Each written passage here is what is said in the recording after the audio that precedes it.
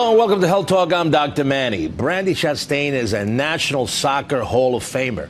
She is best known for her remarkable game-winning penalty kick against China at the 1999 World Cup. Now, as a mom, she's teaming up with AbbVie to take on a whole new challenge, helping her son fight Crohn's disease. Thank you for being here. Brandi is here to talk about how to manage Crohn's and other inflammatory bowel diseases. So let's get to it. An important topic, and I'm so happy that you're here. Tell me a little bit about your son's Crohn's disease. How did it evolve? What happened? Well, a year ago today, actually, I took him to his pediatrician.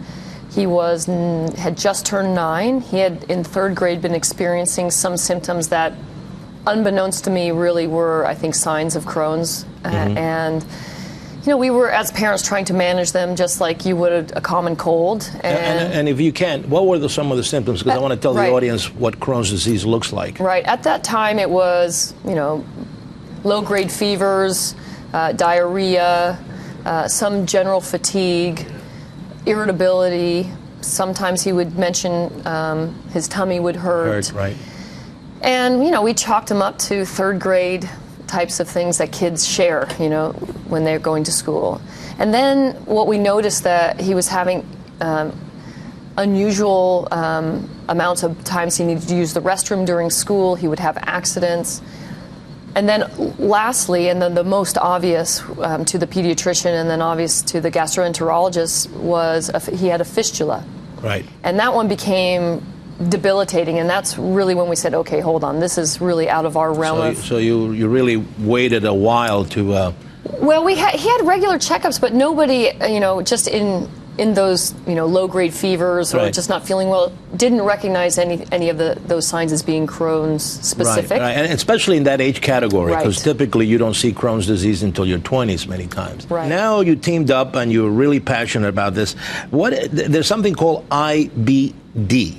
Game plan. Right. What is that? How does it work? Well, I'm partnering with AbbVie and sharing the IBD game plan with people out there because as a soccer player, I had objectives and goals that I wanted to meet, and I needed the steps in which to get there. And likewise, as being a caregiver or a support system to my son, for him and our family, and then those who are going to be around us, we needed to have a plan. And this is a wonderful way for me to share our story, a way for me to say, hey, here's a place where you can go, ibdgameplan.com. There's resources on there that will help you find a gastroenterologist, that can help you with information or questions if you have them.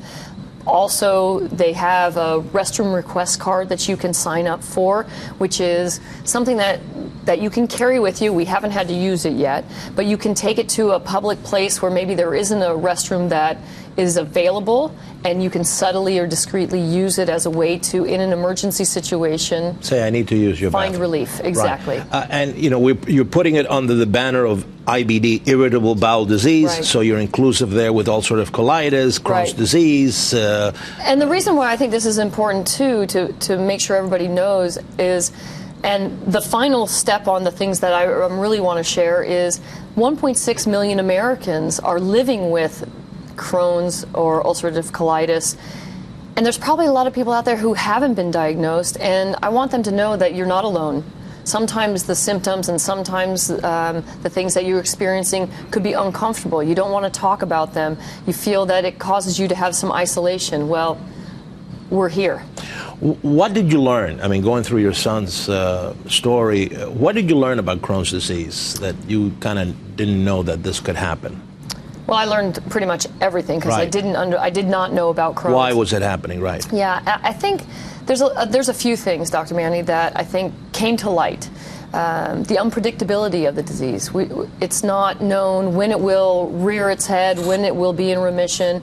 What you hope is that you get on a pathway to finding a therapy or a treatment that works for you, and you ride that for as long as you can. And there may be some bumps in the road, and I'm sure there are probably some in the future for us, but we're in a good place right now.